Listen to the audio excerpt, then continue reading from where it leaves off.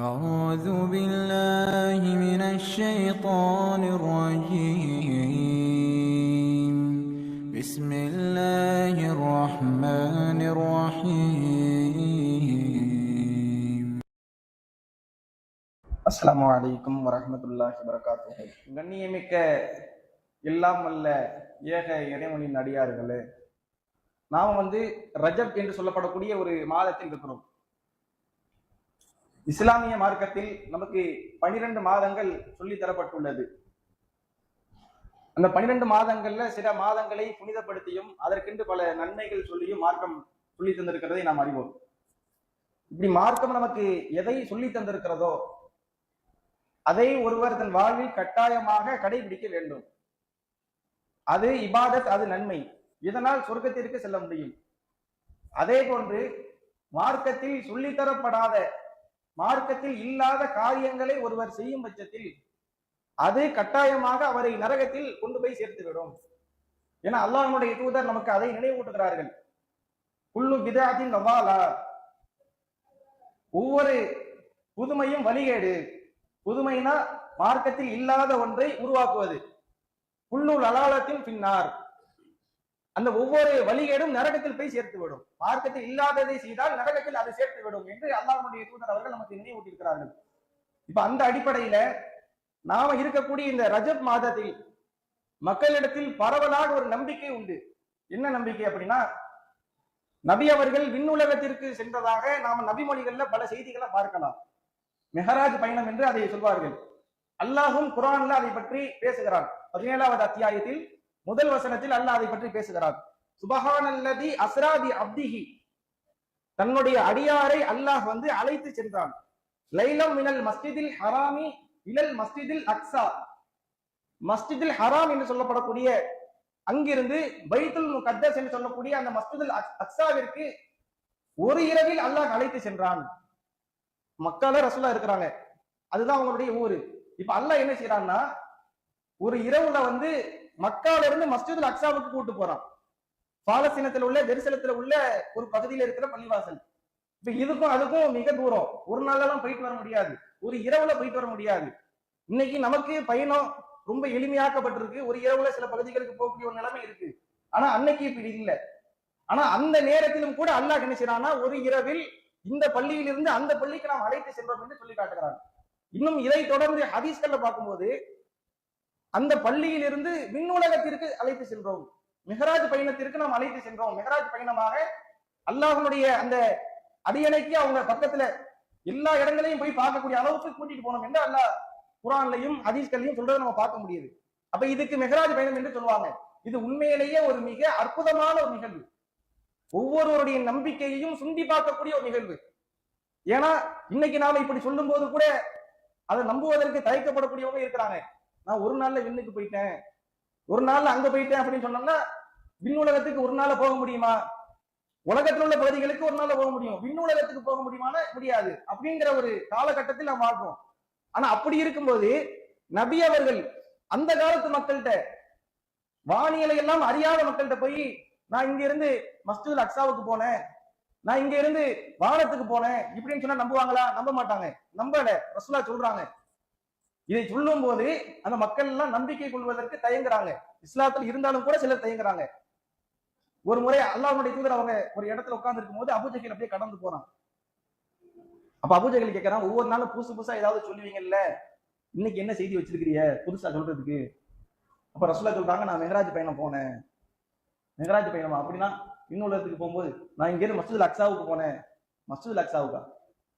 அபூஜஹல் கேட்கறது, மஸ்ஜிதுல் அக்ஸாவுக்கு போனியா? அது இருக்கிறது வேற நாடு, இது இருக்கிறது வேற நாடு, இங்க இருக்கிறது வேற நாடு. இங்க இருந்து அப்ப நீங்க இப்ப இங்க இருக்கீங்க? ஆமா, நான் நைட்டு போயிட்டு வந்துட்டேன். அவனுக்கு என்ன ஆயிடுச்சுன்னா ஒரே சந்தோஷம், இஸ்லாத்தை பொய்ப்படுத்திடலாம்ல, இவர் உண்மையிலேயே பைத்தியம் முடிச்சிருச்சுதான் அப்படிங்கிறதுக்கு இது ஒண்ணு அவனுக்கு போதும். ஏன்னா அங்க போயிட்டா இங்க இருக்க கூடாது. இப்ப இங்க இருக்கிறாரு, ஆனா போயிட்டு வந்திருக்கேன்னு சொல்றாரு. அப்ப இவர் புத்தி இல்லாம உளறாரு, பைத்தியம் முடிச்சிருச்சு, இந்த செய்தி போதும். இப்ப நான் போய் ஆட்களை எல்லாம் கூட்டிட்டு வருவேன். இதே மாதிரி சொல்லணும், மாத்தி பேசிடக்கூடாது அப்படின்னு ரசூலுல்லாஹ்ட்ட கேட்கிறான். சரி, நீங்க போய் ஆட்களை கூட்டுவாங்க, இதே தான் நான் சொல்லுவேன். போறாங்க. இந்த மாதிரி முகமது நம்ம சொல்லிட்டு இருந்தோமா, என்னென்னமோ சொல்றாரு, இப்ப புதுசா ஒண்ணு சொல்றாரு, எல்லாரையும் கூட்டிட்டு வர்றான். கூட்டிட்டு வந்தா, என்னப்பா என்ன பாத்தீங்க? நான் இங்க இருந்து ஒரு இரவுல மஸ்ஜிதுல் அக்ஸாவுக்கு போனேன், விண்ணுலகத்துக்கு போனேன், சொர்க்கத்தை பார்த்தேன், நரகத்தை பார்த்தேன், அங்க உள்ள விஷயங்கள்லாம் பார்த்தேன்னு சொல்றாங்க. சொன்னா மக்கள்லாம் தலையில கை வைக்கிறாங்க, ஆச்சரியப்படுறாங்க. இங்க இருந்து அங்க போனாங்க எப்படி? சில பேரு என்ன நடக்குதுன்னே புரியாம எப்படி போக முடியுது, எப்படி சாத்தியம், இதை எப்படி நம்புறது அப்படின்னு கேக்குறாங்க. ஏன்னா ரசூலா இதுக்கு முன்னாடியும் மஸ்ஜிதுல் அக்ஸாவுக்கு போனது இல்ல, அவங்க மக்கால தான் இருந்திருக்கிறாங்க. பக்கத்துல உள்ள நகரங்களுக்கு போயிருக்காங்களே தவிர அங்க போனது இல்ல. இப்ப இந்த நேரத்துல அந்த ஊருக்கு போய் மஸ்ஜிதுல் அக்ஸாவை பார்த்த மக்கள் இருக்கிறாங்க. அவங்க என்ன கேட்கிறாங்கன்னா, சரி அப்படின்னா மஸ்ஜிதுல் அக்ஸா எப்படி இருக்கும், அதை நீ பார்த்தேன்னு சொல்றீங்களா, அது எப்படி இருக்கும், அதை பத்தி தகவல் சொல்லுங்க. சொன்னா ரசூலா வர்ணிக்கிறாங்க, அந்த பள்ளிவாசல் இப்படித்தான் இருக்கும். இன்னைக்கு அந்த பள்ளிவாசல் இல்ல, அந்த இடம் இருக்கு. பாலஸ்தீன இன்னைக்கு மஸ்ஜிதுல் அக்ஸா நம்ம எதை பாக்குறோம்னா, அந்த தங்க கலர்ல கூபா ஒண்ணு இருக்குல்ல, அதை பார்த்து மஸ்ஜிதுல் அக்ஸா அடையாளப்படுத்துறாங்க. அது மஸ்ஜிதுல் அக்ஸா கிடையாது. அந்த இடம் முழுக்க மஸ்ஜிதுல் அக்ஸாவாக இருந்தது. அதுக்கப்புறம் அது இப்ப சேதாரம் இல்லாம இருக்கு. ஆனா அந்த இடம் இருக்கு, அந்த இடத்துக்கு தான் புனிதம். பள்ளிவாசல் அதுல உள்ள சில பகுதிகள் இருந்தாலும் கூட முழு பள்ளிவாசலும் இல்ல, ரசூலா காலத்துல ஓரளவு இருந்துட்டு அதை ரசூலா பார்த்துட்டு அந்த அங்க அடையாளங்களை விவரிக்கிறாங்க. இப்படிதான் இருக்கும். சில தடுமாற்றம் வரும்போது மக்கால உள்ள அந்த ஹிஜ்ர் பகுதி, அதுவும் மக்காவை சேர்ந்த காபாவை சேர்ந்ததுதான், அங்க இருந்த ரசூலாவுக்கு அல்ல என்ன செய்யறாங்கன்னா அதை கொண்டு வந்து காட்டுறான். அந்த பள்ளிவாசல் ரசூலாவுக்கு சிலர் மறக்கும் போது அதை கொண்டு வந்து காட்டி இப்படிதான் இருக்கும் மக்களுக்கு சொல்லுங்கன்னு அதை பார்த்து பார்த்து வர்ணிக்கிறாங்க. பார்த்தா எல்லாரும் அப்படியே எப்படா இந்த மனுஷன் சொல்றாரு, உண்மையிலே இது உண்மையா இருக்குமோ, இது பொய்யா இருக்குமா, உண்மையா இருக்குமா என்னன்னு தெரியலையேன்னு சில பேர் நம்பிக்கை கொள்ளாம தடமுரண்டு போறாங்க. சில பேர் நம்பிக்கை கொள்றாங்க, ஆச்சரியப்படுறாங்க. அவ்வளவு ஒரு அற்புதமான ஒரு நிகழ்வு என்பது மாற்று கருத்து, அவ்வளவு அற்புதமானது. வானுலகத்துக்கு போறாங்க, பல நிகழ்வுகளை பாக்குறாங்க. இன்னும் ரசூலா போன அந்த இடங்களை எல்லாம் சொல்லும் போது ரசூலா புராக் என்று சொல்லக்கூடிய ஒரு வாகனத்துல போறாங்களாம். அந்த வாகனத்தை பற்றிய வர்ணனைகள் இருக்கு. அது குதிரையை விட சிறியது, கோவேறு கழுதையை விட பெரியது. அது ஒரு எட்டு எடுத்து வச்சுச்சுன்னா நம்முடைய பார்வை எந்த அளவுக்கு போகுமோ அந்த அளவுக்கு போகுமா. நம்முடைய பார்வை எங்க போகும், இங்கிருந்து நம்ம பார்க்கணும், நமக்கு எவ்வளவு தொலைவு தெரியுதோ அந்த அளவுக்கு அதனுடைய ஒரு கால் எட்டு இருக்குமா, அவ்வளவு வேகமா போகக்கூடியது. அதுல அல்லாஹ்வுடைய ஸல்லல்லாஹு அலைஹி வஸல்லம் அவங்க நினைச்சாங்கன்னா அந்த மஸ்ஜிதுல் அக்ஸாவுக்கு போறாங்க. அங்க இருந்து ஜிப்ரீல் அலைஹிஸ்ஸலாம் வானுலகத்துக்கு கூட்டு போறாங்க. போகும்போது ஒவ்வொரு வானத்துக்கு போகும்போது 7 வானங்களாக அல்லாஹ் அதை வடிவமைத்திருக்கிறான். ஒவ்வொரு வானத்திலேயும் ஒவ்வொரு நபிமார்களை பாக்குறாங்க. ஆதம் அலைஹிஸ்ஸலாம் பாக்குறாங்க, ஈசா அலைஹிஸ்ஸலாம், யஹ்யா அலைஹிஸ்ஸலாம் பாக்குறாங்க. இப்படி இறுதி வானத்துல இப்ராஹிம் அலைஹிஸ்ஸலாம் பாக்குறாங்க. அதுக்கப்புறம் சொர்க்கத்துக்குள்ள போறாங்க, நரகத்துக்குள்ள போறாங்க, அல்லாஹ்வோடு உரையாடுறாங்க. பல நிகழ்வுகள் இது நடந்திருக்கு. இது உண்மையிலேயே ஒரு அற்புதத்திலும் அற்புதம். இதுல நிறைய படிப்பினைகளும் பாடங்களும் நிறைந்திருக்கிறது. ஆனா இன்னைக்கு இதை என்ன செய்யறாங்கன்னா, இவ்வளவு ஒரு அற்புதமான விஷயத்த ஒரு தவறான நம்பிக்கையின் பக்கம் கொண்டு போறது பாக்குறோம். இதுல என்னென்ன சில படிப்பினைகள் இருக்கிறத பார்ப்போம். இது பெரிய நீண்ட சீட்டாக இருந்தாலும் ஒரு சில படிப்பினை பார்ப்போம். ஆனா இன்னைக்கு இதை முக்கியமா நம்ம பேசுறதுக்கு என்ன காரணம்னா, இதை வச்சு ஒரு தவறான பாதைக்கு மக்களை கொண்டு போறது பாக்குறோம். இந்த மெஹராஜி பயணம் எப்ப நடந்துச்சு தெரியுமா? ரஜப்ல தான் நடந்துச்சு. ரஜப் மாசம் ரஜப் 27 நடந்துச்சு அப்படின்னு சொல்லி அந்த நாளை குறிப்பிடுறாங்க. ஆனா இதுக்கு ஹதீஸ்ல குர்ஆன்ல ஆதாரம் இருக்கானா? இல்ல. மெஹராஜ் பயணம் நடந்தது உண்மை, அங்கு பல அற்புதங்கள் நிகழ்ந்தது, பல கட்டளைகள் வழங்கப்பட்டது. ஆனா எப்ப நடந்துச்சு, என்னைக்கு நடந்துச்சு தெரியல, மார்க்கத்தில் அது சொல்லப்படல. உண்மையில் அந்த நாள் சிறப்பிற்குரியதாக இருந்தால், அந்த நாளை நீங்கள் கண்ணியப்படுத்த வேண்டும் என்றால் நபி அவர்கள் வழிகாட்டி இருப்பாங்களா இல்லையா? ரசூலா எவ்வளவு விஷயங்கள் வழிகாட்டுறாங்க. இந்த நாள் சிறப்புக்குரியது, இப்படி செய்யுங்க. மூசா அலைஹிஸ்ஸலாம் எப்பமோ வாழ்ந்திருக்கிறாங்க, அவங்க கடலை பிளந்து காப்பாற்றப்பட்ட நிகழ்வை குறிப்பிட்டு இது மூசா அலைஹிஸ்ஸலாம் காப்பாற்றப்பட்ட நாள், அன்னைக்கு நீங்க நோன்பு வைங்க ரசூலா சொல்றாங்களா இல்லையா? அப்ப அந்த நாளுக்கென்று ஒரு சிறப்பு இருந்திருந்தால் அதை நபி அவர்கள் குறிப்பிட்டு அதுல சில செய்திகளை செய்ய சொல்லியிருப்பாங்க. ஆனா அந்த நாளுக்கு முக்கியத்துவத்தை ரசூலா படுத்தாம அந்த நிகழ்வுக்கு முக்கியத்துவப்படுத்துறாங்க. அந்த நிகழ்வுக்கு முக்கியம் இருக்கு, அதற்கென்று சில கண்ணியம் இருக்கு, படிப்பினை இருக்கு, பாடம் இருக்கு. ஆனா அந்த நாளுக்கென்று முக்கியத்துவம் இல்லை. ஆனா இன்னைக்கு என்ன செய்யறாங்கன்னா, மெஹராஜ் இரவு ரஜப் 27 அன்னைக்கு என்ன செய்யணும், எல்லாரும் நோன்பு வைக்கணும். ஒரு நோன்பு வச்சா 60 மாதங்களுக்குரிய நன்மை கிடைக்குமா? 60 மாதங்கள் ஒரு நோன்புக்கு. இப்ப உடனே மக்கள் என்ன செய்வாங்க, ஆமா எவ்வளவு நன்மை, ஒரு நோன்புக்கு 60 மாசமா, எல்லாரும் வைப்போம், 27 நோன்பு வைப்பாங்க. நம்ம ஆரம்பத்தில் சொன்னோமா இல்லையா? உண்மையில் இப்படி அல்லாஹ்வும் அல்லாஹ்வுடைய தூதரும் வைக்க வேண்டும் என்று சொல்லியிருந்தால் வைக்க வேண்டும். கேள்வி கேட்கக்கூடாது, மார்க்கத்துல தர்க்கம் பேசக்கூடாது, வாதம் பண்ணக்கூடாது. ஆனால் இது நபி அவர்கள் வழிகாட்டினார்களா, இது ஹதீஸில் இருக்கிறதா, சொல்லப்பட்டிருக்கிறதா என்றால் இல்லை. அப்ப நபி அவர்கள் சொல்லாமல் ஒன்றை நன்மை என்று செய்தாலும் அது பாவம் தான், அதை செய்ய முடியாது. அல்லாஹ்வுடைய கட்டளையை மீறி நாம் எதையும் செய்ய முடியாது. இதற்கு எடுத்துக்காட்டு சொல்றதா மெஹராஜ் பயணத்திலேயே எப்படி நடக்குதுன்னா, ரசூலா வானுலகத்துக்கு போறாங்க. போன முதல் வானத்துல ஜிப்ரீல் அலைஹிஸ்ஸலாம் என்ன செய்யறாங்கன்னா அனுமதி கேட்கிறாங்க. அப்ப அங்கிருந்து ரிட்டன் சவுண்ட் வருது. வேறொரு வானவர், அந்த வானத்தினுடைய காவலாளி இருப்பாங்க, உள்ள வரணுமா? யாரு? நான் ஜிப்ரீல். உங்க கூட யாரு இருக்கா? முகமது. அவருக்கு வர்றதுக்கு அனுமதி இருக்கா? இருக்கு. அதுக்கப்புறம் கதவை திறக்கிறாங்க. ரசூல்லா யாரு? அல்லாஹ்வுடைய தூதரு, அல்லாஹ்வுக்கு மிக விருப்பமானவங்க, இறுதி தூதர், பல சிறப்புகள் இருக்கு. அவங்க அல்லாஹ்வுடைய கட்டளையை மீறி ஒண்ணு செய்ய முடியாதுங்கிறதுக்கு இது ஒரு சான்று. நீ நபியாகவே இருக்கலாம், ரசூலாகவே இருக்கலாம், முகமது ஸல்லல்லாஹு அலைஹி வஸல்லம் கூட இருக்கலாம். ஆனா நீ ஒரு வானத்திற்கு வர வேண்டும் என்று சொன்னால் என்னுடைய அனுமதி இருக்க வேண்டும். இல்ல என்றால் இந்த பக்கம் வர முடியாது, கதவை திறக்க முடியாது. வானம் கேட்கறாங்க, சரி முகமதுங்கிறது ரெண்டா இருக்கட்டும், அவருக்கு வர்றதுக்கு அனுமதி இருக்கா? தூதரா இருக்கட்டும், நபியா இருக்கட்டும், அவங்க இங்க வர்றதுக்கு அனுமதி கொடுத்திருக்காங்களா? அல்லாஹ் கொடுத்திருக்கானா? ஆமா. முதல் வானம் திறக்குது, போறாங்க. அங்க ஆதம் அலைஹிஸ்ஸலாம் பாக்குறாங்க, அவங்களோட சில உரையாடல். அதுக்கப்புறம் இரண்டாம் வானத்துக்கு போறாங்க. முதல் வானத்துல அனுமதி கிடைச்சாதான் ரெண்டாவது வானத்துக்கு வர முடியும், அப்படித்தானே? முதல் வானத்துல அனுமதி கிடைக்காம ரெண்டாவது வானத்துக்கு வர முடியுமா? வர முடியாது. இப்ப ரெண்டாவது வானத்துக்கு போனதுக்கு அப்புறம் அங்க திறக்கிறதுக்கு அனுமதி கேட்கும்போது அங்கேயும் இதே தான் கேட்கறாங்க. நீங்க யாரு? ஜிப்ரீல் கூட முகமது அப்படின்னு. வரதுக்கு அனுமதி இருக்கா? ஏப்பா முதல் வானத்துக்கு அனுமதி இருந்தாலும் ரெண்டாவது வானத்துக்கு வர்றோம், இல்லைன்னா வர முடியும். அனுமதி இருக்க போய் தானே வந்திருக்கிறோம். முதல் வானத்தை கிராஸ் பண்ணி ரெண்டாவது வானத்துக்கு வரணும்னா முதல் வானத்துக்கு அனுமதி இருக்க போய் தான் ரெண்டாவது வானத்துக்கு. ரெண்டாவது வானத்தை கடந்து வரதுக்கு அனுமதி இருக்கா? நீங்க முதல் வானத்துக்கு வரதுக்கு அனுமதி இருக்கலாம், ஆனா ரெண்டாவது வானத்துக்கு வரதுக்கு அனுமதி இருக்கா? நீ முகமது ஸல்லல்லாஹு அலைஹி வஸல்லம் இருக்கலாம், ஜிப்ரீலா கூட இருக்கலாம், இங்க வரதுக்கு அனுமதி இருக்கா? ஏன்னா அல்லாஹ்வுடைய கட்டளையை மீறி ஒரு விஷயம் கூட செய்ய முடியாது. அல்லாஹ் சொன்னதை தாண்டி ஒண்ணுமே செய்ய முடியாது.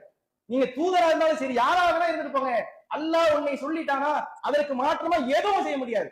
ரெண்டாவது வானத்துக்கு வரதுக்கு அனுமதி இருக்கா? இருக்கு, அல்லாஹ் அனுமதி கொடுத்திருக்கான். அப்போ வானம் திறக்கப்படுது. அங்க போறாங்க, அங்க ஈசா அலைஹிஸ்ஸலாம், ஈயா அலைஹிஸ்ஸலாம் அவங்கள பாக்குறாங்க. இப்ப அடுத்து மூணாவது வானம். அங்க போகும்போதும் யாரு? ஜிப்ரீல் அலைஹிஸ்ஸலாம், ரசூலுல்லாஹ் வந்திருக்காங்க. வரதுக்கு அனுமதி இருக்கா? என்ன மாதிரி மார்க்க சொல்லுது பாருங்க. நீங்க மார்க்கம்னு ஒண்ணு செய்யறதா இருந்தாலும் சரி, ஒரு காரியத்தை, ஒரு விஷயத்தை, ஒரு நிகழ்வை செய்யறதா இருந்தா அல்லாஹ்வுடைய கட்டளை இல்லாம செய்யவே கூடாது. செஞ்சாலும் அதுக்கு அனுமதியே கிடையாது. இப்படியே ஒவ்வொரு வானத்துக்கும் 7 வானத்துக்கும் போறாங்க. 7 வானத்துக்கு அனுமதி இருக்கு என்று சொன்னதுக்கு பிறகுதான் திறக்கப்படுது. அப்ப இப்படி மற்ற ஒரு மார்க்கத்துல மார்க்கம் சொல்லாத ஒன்று எப்படி நம்ம செய்ய முடியும்? அதை எப்படி ஒரு வணக்கமா ஆக்க முடியும்? நன்மையாகவே இருக்கட்டுமே நம்ம பார்வையில. தொழுவுறது நன்மை தானே, நோன்பு வைக்கிறது நன்மை தானே, அதை தானே செய்யறான். நீ எதை வேணா செஞ்சுட்டு போ. இந்த நாள்ல, இந்த நேரத்துல, இந்த தேதியில எல்லாரும் செய்யணுங்கிறதுக்கு என்ன ஆதாரம்? ஒரு ஆள் தனிப்பட்ட முறையில அவரா விரும்பி ஒவ்வொரு நாள் நோன்பு வைக்கிறாங்க, தாராளமா வைக்கலாம்.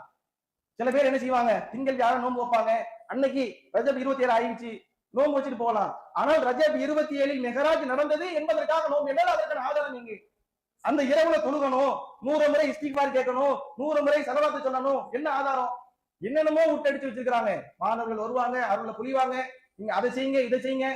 அப்ப இதுக்கு மார்க்கத்தில் துளியளவும் ஆதாரம் இல்லை. ஒருவர் அதை நம்பி மெஹராஜ் நோன்பு வைக்கிறேன் என்று வந்தால் அல்லாஹ்வுடைய தூதர் அவர்கள் சொன்னதை போன்று ஒவ்வொரு புதுமையும், ஒவ்வொரு வழிகேடும் நரகத்தில் கொண்டு போய் சேர்க்கும். நன்மை என்று எதை நீங்கள் செய்தீர்களோ அது உங்களை இறுதியில் நரகத்தில் தூக்கி எறிந்து விடும். இது நன்மை கிடையாது, இது வரம்பு மீறுதல், இறை கட்டளையை மாற்றுதல், தன்னை அல்லாஹ்வை விட பெரிய ஆளாக இறைவனுக்கே மார்க்கத்தை சொல்லிக் கொடுக்கக்கூடியதாக ஆக்குதல். அப்ப இது போன்ற ஒரு காரியத்தை ஒருவர் செய்தால் அது ஒருபோதும் என்ன செய்யாது, நன்மையாக இருக்காது, நன்மையாக ஆக முடியாது. எனவே இது போன்ற நோன்பை யாரும் வைக்கக்கூடிய நிலையில் இருந்தால் அதிலிருந்து விலகணும். வைத்திருந்தால் அதை மாற்றணும், வைக்க கூடாது, அது தப்பு. அன்னைக்கு சிறப்பு வழிபாடு இல்ல, பள்ளிவாசலாம் பயான் பண்ண ஆரம்பிப்பாங்க. ரஜப் ஸ்டார்டிங்லயே நடக்கும், அதே போல கடைசிலையும் நடக்கும். அதுக்குன்னு தொழுகை, நோன்பு, பயானு, அது இதுன்னு பண்ணுவாங்க. சிம்பிளா ஒரே கேள்வி, செய்யறது தப்பு இல்ல, இதுக்கு என்ன ஆதாரம்? ரசூலா சொன்னாங்களா? ரசூலா சொன்னா அதை முதன்மையா செய்வதற்கு நாங்கள் தயார். சொல்லல, செய்யல, வழிகாட்டல, செய்ய முடியாது.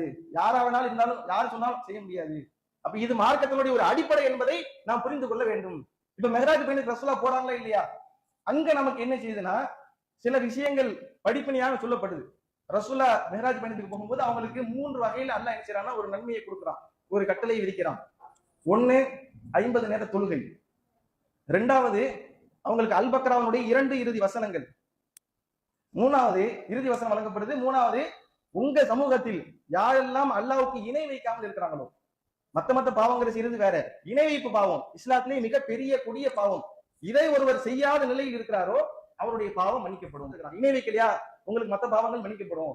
இந்த 3 கட்டளையும் அல்லாஹ் என்ன செய்யறான்னா அந்த நேரத்துல மெஹராஜ் பயணத்துல ரசூலுல்லாஹ் அல்லாஹ் கொடுக்குறான். ரசூலுல்லாஹ் இந்த கட்டளையை பெற்று வந்து கொண்டிருக்கிறாங்க. வரும்போது மூசா அலைஹிஸ்ஸலாம் தடுத்து நிறுத்துறாங்க. என்ன உங்களுக்கு என்ன தரப்பட்டுச்சு? இந்த மாதிரி 50 நேர தொழுகை. அவங்க மத்ததெல்லாம் சொல்லல, 50 நேர தொழுகை வருது. அவங்க உடனே இப்பாட்டுறாங்க, 50 நேர தொழுகையா? அவங்க பனு இஸ்ரவேலர்களை பார்த்தவங்க, அவங்க எல்லாம் நமக்கு அப்பனுக்கு அப்பன். இன்னைக்கு நாம தப்பு செய்யறது இல்ல, என்னமோ பெரிய ஆள் நினைச்சிட்டு இருக்கிறோம். நம்மளை எல்லாம் தூக்கி சாப்பிடுவாங்க பனு இஸ்ரவேலர்கள். இப்ப நாம இப்ப உதாரணத்துக்கு சொல்றதா இருந்தா, திடீர்னு ஒரு ஆள் மூத்தா போறாரு, மூத்தா போயிட்டாரு, மூத்தா போயிட்டு உயிரோட வராரு. அதை பார்த்து அற்புதம் நம்பாம இருக்குமா? நம்புவோம். திடீர்னு நாம இருக்கும்போது ஒரு மலை நமக்கு மேல போய் நிக்குது, மலை மேல போய் நிக்குது. அதுக்கப்புறம் அல்லாஹ் கீழே கொண்டு வரான். இதை பார்த்துட்டு அற்புதம் நம்பாம இருக்குமா? அல்லாஹ் மீது நம்பிக்கை வராம இருக்குமா?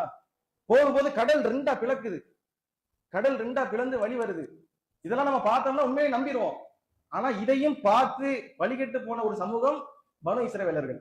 அல்லாஹ் எவ்வளவோ அற்புதத்தை கொடுத்தான், கொஞ்சம் நெஞ்சம் கிடையாது. இப்ப ரசூலுல்லாஹ்வுக்குள்ள சில அற்புதங்கள்ல நம்ம பார்க்கும்போது குர்ஆன் ஒரு அற்புதம் என்று இருக்கு, நிலவை பிளந்து காட்டியது, இப்படி சில அற்புதங்கள் இருக்கு. ஆனா பனு இஸ்ரவேலர்கள் பார்த்தோம்னா அப்படியே அற்புதங்கள் நிறைஞ்சு கிடக்கு, அவ்வளவு கொட்டி கிடக்கு. இது எல்லாத்தையும் கொடுத்த பிறகு அவன் கேட்டது என்ன தெரியுமா? நீ அல்லாஹ்வை கொண்டு வந்து முன்னாடி நிப்பாட்டாத வரைக்கும் நாங்க நம்பிக்கை கொள்ள மாட்டோம். எவ்வளவோ அற்புதங்களை கொடுத்தாச்சு, அதுக்கப்புறம் என்ன கேட்கறாங்கன்னா அல்லாஹ்வை கொண்டு வந்து நிப்பாட்டு, அப்பதான் நம்புவோம். இப்படி என்ன அற்புதத்தை கொடுத்தாலும் செய்ய மாட்டாங்க. அவ்வளவு நோவினை செஞ்சாங்க அந்த மக்கள். வந்து மூசா அலைஹிஸ்ஸலாம் அவ்வளவு நோவினை செஞ்சுக்கிறாங்க, அவ்வளவு படுத்திருக்கிறாங்க. இதெல்லாம் பார்த்துட்டு தான் சொல்றாங்க, நான் பனு இஸ்ரவேலர்களை பார்த்திருக்கிறேன், அவங்க அந்த வழி அப்படியே வரக்கூடியவங்க தான். நீங்க வந்து அல்லாஹ்ட்ட போய் திருப்பி 50 எல்லாம் முடியாது, கொஞ்சம் குறைச்சு கேளுங்க அப்படின்னு ஒரு ஆலோசனை கொடுக்குறாங்க. இதெல்லாம் அல்லாஹ்வுடைய ஏற்பாடு. மூசா அலைஹிஸ்ஸலாம் மௌத்தாயிட்டாங்க, இதுல இப்படியும் தவறான நம்பிக்கை, இறந்தவர்கள் உயிரோடு இருக்கிறார்கள், அதுக்கு இதெல்லாம் கொண்டு வருவாங்க. இன்னும் விதத்தில் நிறைய இருக்கு. ஆனா இதெல்லாம் ஒரு காட்சிப்படுத்துறது, அல்லாஹ் எடுத்து காட்டுறான். இது அல்லாஹ்வுடைய அருளாக. உடனே என்ன செய்யறாங்கன்னா போறாங்க, அல்லாஹ்ட்ட போய் குறைச்சு கேட்கறாங்க, கொஞ்சம் குறைச்சு கொடுக்கப்படுது. மூசா அலைஹிஸ்ஸலாம் வராங்க, அவங்கள்ட்ட வந்து எவ்வளவு 50ல இருந்து அல்லாஹ் இவ்வளவு குறைச்சிட்டான், இது பத்தாது, திரும்பி போங்க, மீண்டும் குறைங்க. அப்படியே 50ல இருந்து 40, 30, 10, கடைசியில 5க்கே வந்துருச்சு. 5க்கு வந்ததோட அல்லாஹ்வுடைய தூதர் ஸல்லல்லாஹு அலைஹி வஸல்லம் அவங்க மீண்டும் வந்து மூசா அலைஹிஸ்ஸலாம் சந்திக்கிறாங்க. வந்துட்டு சொல்றாங்க, இப்ப 5 ஆக்கப்பட்டுச்சு. அவங்களுக்கு 50ல இருந்து 5ங்கிறது எவ்வளவு பெரிய விஷயம். மூசா அலைஹிஸ்ஸலாம் அவங்கள்ட்ட சொன்னோம்னா, என்னங்க 5ன்னு சந்தோஷப்படுற மாதிரி அவங்கள திரும்பி போய் குறைச்சு கேளுங்க. ரசூல் அதுக்கப்புறம் சொல்லிட்டாங்க, எனக்கு வெக்கமா இருக்கு, ஒரு ஆள்கிட்ட எவ்வளவுதான் போய் கேட்க முடியும்? நாமளே ஒரு ஆள் பண்டு தராரு, காசு தராருன்னு சொன்னா தாங்க கேட்டுக்கிட்டே இருக்க முடியுமா? நமக்கே வெக்கம் இருக்காதா, கூச்சம் இருக்காது, என்னதான் செய்யறது? ரசூலா என்ன செய்யறாங்க, வெக்கப்படுறாங்க. என் சமூகம் 5 கூட தொழுவ மாட்டாங்களா? 50ல இருந்து 5 ஆக்கப்பட்டுச்சு, அந்த 5ஐயும் கூட என் சமூகம் தொழுவாதா? அது திருப்பி போய் கேட்கறது எனக்கு வெக்கமா இருக்கு. ஏன்னா இதுவே அல்லாஹ்வுடைய ஒரு மகத்தான அருள். 50 வேளை தொழுகைன்னா என்னத்துக்கு ஆயிருக்கும்? மூசா அலைஹிஸ்ஸலாம் அவங்களுடைய அந்த அச்சம் வந்து இதுதான். ஒண்ணுமே செஞ்சிருக்க முடியாது, ஒவ்வொருவரும் பாவிகளா தெரிஞ்சிட்டு இருந்திருப்போம். இங்க 5க்கே அப்படித்தானே இருக்கிறோம். இதுல சில ஆளு ரசூலா போயிருந்துக்கலாமே, ரசூலா போயிருந்து 3 ஆக்கப்பட்டுச்சுன்னு ஒரு பேச்சுக்கு வச்சிருந்தா கூட அப்போ என்ன இன்னும் குறைச்சிருக்கலாமே. நம்ம ஆளுக்க அதையும் செய்ய மாட்டாங்க, சும்மா ஒரு பேச்சுக்கு ரசூலா போயிருக்கலாமே. தொழுகையே இல்ல அப்படின்னு வேற கட்டல இருந்தா கூட அதையும் செய்ய மாட்டாங்க. நம்ம ஆளுக்க வந்து இல்லாத பத்தி தான் எப்பவும் பேசிக்கிட்டு இருப்பாங்க. இஸ்லாத்துல வந்து போதை ஹராம் இல்லைன்னு இருந்தா, சாராயம் மது ஹராம் இல்லைன்னு இருந்தா, அதெல்லாம் நான் தான் நம்பர் 1 குடிச்சு அப்படியே ஒரு ஆட்டம் போட்டிருப்பேன். அது இல்ல அதனால பேசுறான். இருக்கிறத பத்தி சொல்ல செய்ய மாட்டான். தொழுகை இருக்கு, அதை சொல்ல மாட்டான். நோன்பு இருக்கு, இருக்கிறத செய்ய மாட்டான். இப்படி இல்லாதது இப்படி ஆக்கிருந்தா நான் செய்வேன் அப்படின்னு தான் சொல்லுவான். மூசா அலைஹிஸ்ஸலாம் அவங்களுடைய அந்த ஆலோசனை பிரகாரம் அல்லாஹ் ஏற்படுத்திய அற்புதம் 50 5ஆக குறைக்கப்பட்டு நமக்கு வழங்கப்பட்டிருக்கு. ஆனா நம்ம சமூகத்தினுடைய நிலைமை என்ன? அந்த 5ஐ நாம் படுத்தக்கூடிய பாடு என்ன? நினைச்சா, குடிச்சா, விருப்பம் இருந்தா, நேரம் இருந்தா, விளையாட்டாக எதுக்கு தொழுகிறோங்கிற அந்த ஒரு எண்ணமே இல்லாம தொழுது கொண்டு இருக்கிறோம். தொழுகிற ஆட்களும் சில தவறுகளோடு தான் தொழுகிறோம். தொழாத ஆட்கள் பல பேர். எல்லாம் நமக்கு இவ்வளவு பெரிய அருள் செஞ்சிருக்காங்க, 50ல இருந்து 5 ஆக்கியிருக்காங்க. இதுக்காண்டி நம்ம தொழுகணும்டா, சாதாரணமான விஷயமா? 50ல இருந்து 5 ஆக்கியிருக்காங்க, இந்த நன்றிக்காகவாவது தொழுவணும். அல்லாஹ் நமக்கு செஞ்சிருக்க மற்ற அருள் இருக்கு, அதை நினைச்சு பாக்காட்டி கூட 50ல இருந்து 5க்கு வந்திருக்குல்ல, அதுக்காக தொழுவோம். அந்த எண்ணத்துக்கு வரணுமா இல்லையா? வரது இல்ல. இப்படி வராமல் இருக்கக்கூடியவர்களுக்கு மறுமையில் அல்லாஹ் வந்து பயங்கரமான தண்டனை.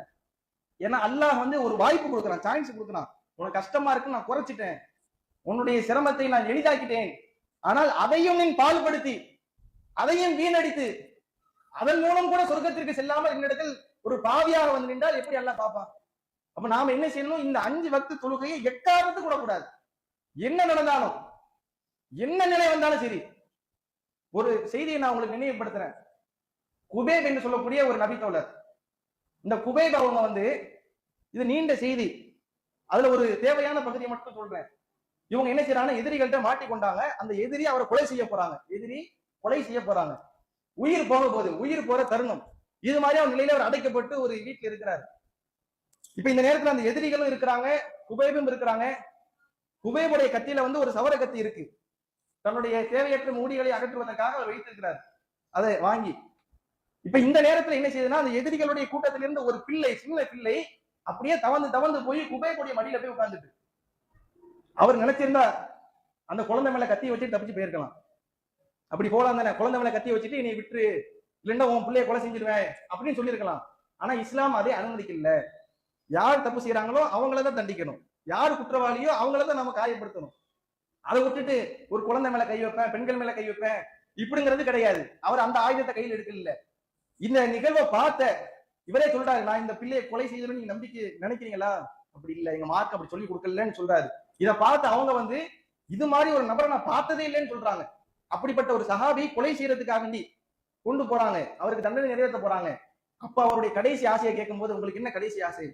எனக்கு 2 ரக்காயத்தை மட்டும் தொழுகணும், அனுமதி கொடுங்க. சுபஹானல்லாஹ், மவுத்து, உயிர் போக போகுது. அவர் நினைச்சிருந்தா கடைசி ஆசையா என்னென்னமோ சொல்லியிருக்கலாம். ஆனா அவர் என்ன கேட்கிறாருன்னா, நான் மரணிக்க போறேன், மாற்று கருத்து இல்லை, கொல்லப்பட போகிறேன், இந்த நேரத்தில் எனக்கு வேண்டியது 2 ரக்காயத்தை தொழுவதற்குரிய அனுமதி, அந்த நேர அவகாசம் எனக்கு வேணும், கொடுங்க. கொடுக்கப்படுது, தொழுறாங்க. தொழுது முடிச்சிட்டு திரும்பி அவங்க சொல்றாங்க, எனக்கு ரொம்ப நேரம், நீண்ட நேரம் நின்று தொழுகணும்னு ஆசை. ஆனா நான் அப்படி தொழுதா இவர் மௌத்துக்கு பயந்துதான் தொழுகிறாரு நீங்க நினைச்சிருவீங்க தெரியுமா, அதனால என் தொழுகையை சுருக்கிட்டேன். அதுல கூட அவர் எவ்வளவு நேர்மையை கடைபிடிக்க பாருங்க.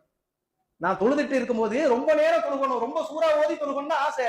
ஆனா அப்படி தொழுதன்னா நீங்க மௌத்துக்கு பயந்துட்டு தான் இவர் இப்படி நீட்டாருன்னு நீங்க தப்பா நினைச்சிருவீங்கல்ல, அதனால நான் என் தொழுகையை சுருக்கிட்டேன் என்று சொல்றாங்க. அதுக்கப்புறம் அவர் கொல்லப்படுறாரு. அப்ப ஒரு உபரியான தொழுகைக்கு மரண தருவாயில் இந்த நபித்தோடு முக்கியத்துவம் கொடுத்திருக்கிறாருன்னா, நாம கடமையான தொழுகைக்கு சாதாரண நேரத்தில் முக்கியத்துவம் கொடுக்க மாட்டேங்கிறோம்.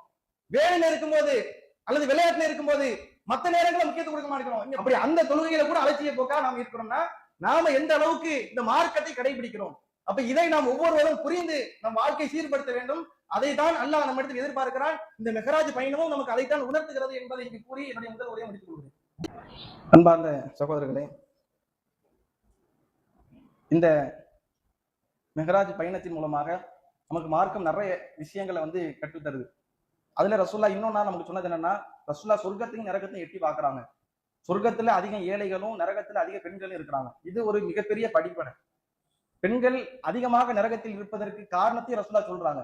2 காரணம். ஒண்ணு, கணவனுக்கு நன்றி மறக்கிறது, அதிகமா சபிக்கிறது. இதை சொல்லிட்டு நீங்க அதுல இருந்து தப்பிக்கிறதுக்கு வழியும் சொல்றாங்க. நீங்க தப்பிக்கிறதுக்கு என்ன வழி? அதிகமா இஸ்திக்பார் தேடுங்க, அதிகமா தர்மம் செய்யுங்க. 2 விஷயத்த சொல்றாங்க. நரகத்துக்கு அதிகமா போறதுக்கு காரணம் 2, கணவனுக்கு நன்றி மறக்கிறது, அதே போல அதிகம் சபிக்கிறது. அதுல இருந்து தப்பிக்கிறதுக்கு 2 வழி. ஒண்ணு, தர்மம் செய்யுங்க, அதிகமாக பாவ மன்னிப்பு தேடுங்க. அப்ப இதை நாம நம்ம வாழ்விலை சீர்படுத்திக் கொள்ளணும். நம்முடைய மனைவி, பிள்ளை, குழந்தைகள் அல்லது தாய், இவங்களை எல்லாம் என்ன செய்யணும்னா இந்த விஷயத்தை சொல்லி அவங்களை அந்த நரகத்துல இருந்து காப்பாற்றக்கூடிய ஒரு பணியை செய்யணும். இன்னொன்னு ரசூலா சொன்னது, சொர்க்கத்துல அதிகமா இருக்கிறது ஏழைகள். ஏழைகளை எப்பவும் புறக்கணிக்காதீங்க, ஏழைகளா ஒதுக்கப்படக்கூடியவங்க நினைக்காதீங்க. இவர் ஏழையா இருக்கிறாரு, இவரோட என்ன ஒட்டு உறவு அப்படின்னு சொந்தக்காரங்களும் நினைக்கிறாங்க. சொந்தமா இருப்பாங்க, மந்தமா இருப்பாங்க, ஏழைங்கிறதுனாலே ஒதுக்கி வைப்பாங்க. ஏழைகள் ஒதுக்கப்பட வேண்டியவர் இல்லை, அவர்கள் தான் அரவணைக்கப்பட வேண்டியவர்கள். ஒரு முறை அல்லாஹ்வுடைய தூதர் ஸல்லல்லாஹு அலைஹி வஸல்லம் அவர்கள் தொழக்கூடிய நேரத்தில் சில ஏழை சஹாபாக்கள், அவங்க மக்கால இருந்து ஹிஜ்ரத் பண்ணி வந்தவங்க, திண்ணை வாசிகளா இருக்காங்க, மயக்கப்பட்டு தொழுகையிலே விடுறாங்க. அதை பார்த்த இன்னும் சில நபி தோழர்கள் சொல்றாங்க, பைத்தியக்காரங்க தொழுகையில இப்படி விழுந்துகிட்டு இருக்காங்களே, ஏன்னா டிஸ்டர்பன்ஸா இருக்கும்ல, நம்ம ஆளுக்கு தொழுகையில ஏதாவது ஒரு சத்தம் வந்துட்டா போதும், அப்படியே ஆகும் கத்த ஆரம்பிச்சிருவாங்க. அந்த மாதிரி அன்னைக்கும் தொழுகையில இப்படி முடியல ஏன் தொழுகணும் அப்படி இப்படின்னு சொல்லுவோமா இல்லையா? அந்த மாதிரி அன்னைக்கு சொல்லும்போது ரசூலுல்லாஹ் கண்டிக்கிறாங்க. என்ன பேசிக்கிட்டு இருக்கீங்க, அவங்க யாரு தெரியுமா? உண்மையில் அந்த ஏழைகளுக்கு கிடைக்கப்படக்கூடிய சிறப்பை நீங்கள் அறிந்தால் நாங்களும் ஏழையாக மாற வேண்டும் என்று நீங்க ஆசைப்படுவீங்க. அப்படிப்பட்ட ஆட்கள் நீங்க திட்டீங்க ரசூலுல்லாஹ் சொல்றாங்க. அப்ப ஏழைகளுக்குன்னு இஸ்லாத்துல கண்ணியம் இருக்கு, கௌரவம் இருக்கு. அல்லாஹ் அவங்களை கண்ணியப்படுத்தி சொர்க்கத்தில் அவங்கள முன்னாடி அனுப்புவான். பணக்காரவங்களை விட அவங்க 500 வருடங்களுக்கு முன்பாகவே சொர்க்கத்துக்கு போயிடுவாங்க. அப்ப அப்படிப்பட்ட ஏழைகள் தான் சொர்க்கத்தில் நிறையவும் இருப்பாங்க. அப்ப நாம ஏழைகளா இருக்க காரணத்தினால அதை நினைச்சு என்ன செய்யக்கூடாது, கவலைப்படக்கூடாது, துக்கப்படக்கூடாது. இந்த உலகத்துல ஒண்ணுமே இல்லையே, என்ன செய்ய போறோம் நினைக்க வேண்டியது இல்ல. இது சிறப்பு என்று நாம் நினைக்கணும். அதுக்காண்டி நாம வாழ்க்கை தேவைக்கு ஏற்படுத்திக் கொள்ளக்கூடாதுன்னு ஏற்படுத்தணும். இருந்த போதிலும் இந்த நிலை ஏற்படும் போது அதை நினைத்து கவலைப்பட வேண்டியதில்லை. அதே போல செல்வந்தர்களும் அவங்களை ஒதுக்கவே கூடாது. அது உறவாக இருந்தாலும் சரி, யாராக இருந்தாலும் சரி, இவன்ட்டெல்லாம் போய் என்ன பேச்சு, இவனா ஒரு ஆளா அப்படி நினைக்க கூடாது. அவங்களுக்கு தான் அல்லாஹ் கண்ணியத்தை ஏற்படுத்துகிறார் என்பதையும் அந்த மெஹராஜ் பயணத்தில் நாம் பாடமாக கற்றுக்கொள்ள முடிகிறது. இதை நாம் புரிந்து நம் வாழ்வை சீர்படுத்திக் கொள்ள வேண்டும் என்று கூறி இந்த உரையை முடித்துக் கொள்கிறேன். அஸ்ஸலாமு அலைக்கும் வரஹ்மத்துல்லாஹி வபரகாத்துஹு.